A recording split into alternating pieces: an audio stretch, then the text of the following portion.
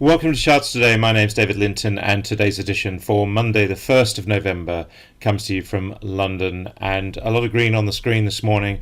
We had big moves in energy last week, of course. We'll take a look at that at the end of this recording. But we start by just seeing a lot of green on the screen, so that just tells us that markets are taking global events in their stride. And we start by looking at the dollar index, remembering this is my weekly, my daily, and my 60-minute chart, my long-term, medium-term, and short-term view of the market. If we're above the cloud, we're bullish. If we're below the cloud, we're bearish on those time frames. And these are the corresponding point and figure charts with their targets. And these tracker charts change as I move through the list. So you can do this on any list. And this is just my global list that I look at throughout the day. And I'm running on Refinitiv Icon, but you can run, of course, on many different data feeds in Updata. You just enable the services that you want to run on the fly. So there's a great deal of power in terms of our ability to analyze that data.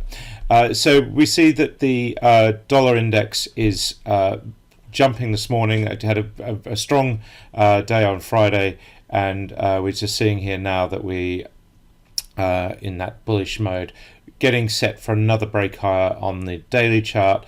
And we're getting near moving into bullish territory on the weekly. And the fact that we had this higher low and then a higher high suggests that we're in a new uptrend for the dollar.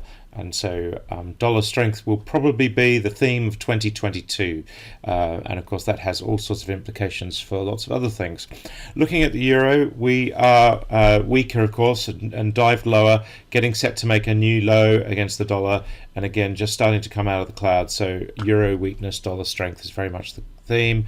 Dollar well above that 114 level against the yen. This tends to be a lead indicator. We tend to see the dollar make the high against the yen first, so that will certainly be one to watch. Sterling sitting at 136.50, lower against that stronger dollar. The trend is lower on that medium-term chart, and of course short-term we're bearish, making new lows with downside targets. But looking sterling against the euro, just nudging that 118 level, lower the last few days, but still on the medium-term chart. Sterling making 18 months highs, so still looking pretty strong there. Bitcoin holding the $60,000 mark. Our target is to 83,000. That's been in train for quite some time, and that's where we're looking to on those longer term charts. If you're trading Bitcoin, of course, you will need to keep an eye on the shorter term charts, including the 1 minute chart, which will give you blow by blow moves as to where Bitcoin is going to go. The S&P 500 index was up very slightly on Friday, still holding that all-time high there, so still looking pretty strong. The Nasdaq had a less good time with Apple and Amazon putting out some warnings, but really still looking pretty strong. The futures are looking strong this morning as well. The S&P future up just over 1/3%, and the same for the Nasdaq. So it does suggest that we will open higher in the US today. The VIX volatility slightly higher as well, so the fear index just starting to trend on that short-term chart, but still relatively low, so the markets are not that fearful. The FTSE future up just over 1/3%. The DAX in Germany is actually higher as well, up nearly 1%, and the CAC 40 also higher. So we're seeing European markets starting the week on a positive note. Looking at Asia, Japan was up 2%. Weaker yen always helps Japan, and we are just seeing that break higher there. So that's looking bullish on all three time frames. The Hang Seng was actually down nearly 1%, so less good there. We're seeing that turnaround there. Evergrande shares have weighed heavily on Hong Kong markets for quite some weeks now. The Sensex in India up over 1%, still one of the strongest looking markets in Asia. Upside targets here at 50%, and of course we will get a new upside target on this thrust as well. So looking very strong indeed. The Aussie market up 2/3%, but did fall away quite heavily on Friday, so that's just a relief rally.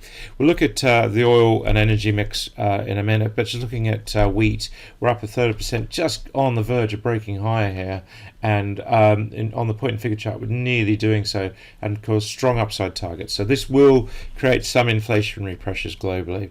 Gold sitting at 1784, just can't get above the $1,800 mark in the doldrums, along with silver We are seeing platinum up 1% today, but not enough really to change the overall trend there. And of course, if we look at US 10-year yields, we're sitting at 158. We were as high as 170 at one point there. We've got targets of 174, 179, so those targets still very much hanging over us. And the German Bund, watch for a move below this low that we saw in 2020. That's going to be significant for the bond markets if that happens. Looking at the energy mix now, we've got Brent Crude first of all, so looking quite strong there. And the same with WTI as well, so quite key that we've got that targets there as well. And if we look at the trends there, we see here, I'm just changing these to cloud charts, we see here we've got potential to move higher there on WTI. Key levels, we've given these this morning in our energy report. Key levels is 82.30 on the Brent Crude chart, and on WTI it's 80.50. A move below there would be bearish, but we are already seeing moves higher and a recovery there. That's looking pretty good. Nat gas in the US is up 0.7% this morning, but we are seeing, and that might give us that relief rally. But this lower high is a little bit of a concern. We're probably starting to see some convergence in the gas market in the US, like we've seen in Europe.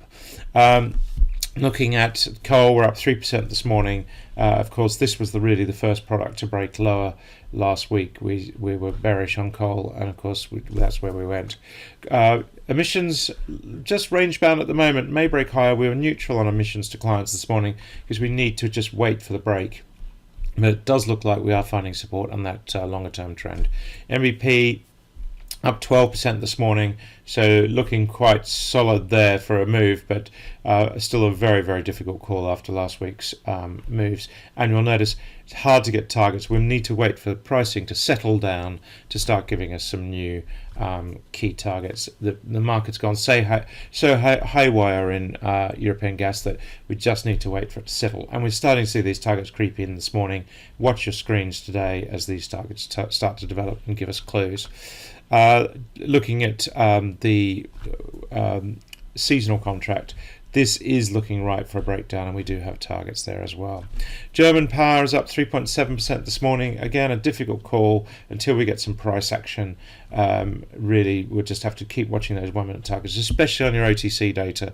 And the Nordic power market still looking pretty bad, having broken lower out of that trend. So below that €35 mark is a bit worrying, and we've got targets to the downside there as well.